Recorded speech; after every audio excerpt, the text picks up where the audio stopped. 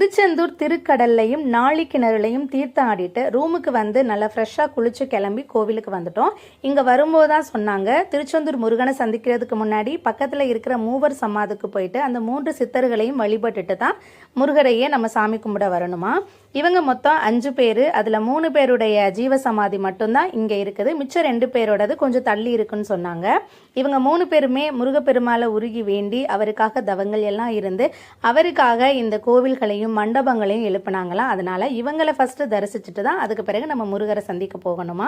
இந்த இடம் ரொம்ப பவர்ஃபுல்லானது, ரொம்ப சக்தி வாய்ந்ததும் கூடவா. இங்கே இருந்து நம்ம தியானம் பண்ணி மனசார என்ன வேண்டுனாலும் நமக்கு அது அப்படியே நடக்கும் அப்படின்னு சொல்கிறாங்க. கொஞ்ச நேரம் இங்கேருந்து சாமி கும்பிட்டுட்டு அதுக்கப்புறமா பக்கத்திலே இருக்கிற தூண்டுகை விநாயகர் கோவிலுக்கு போனோம்.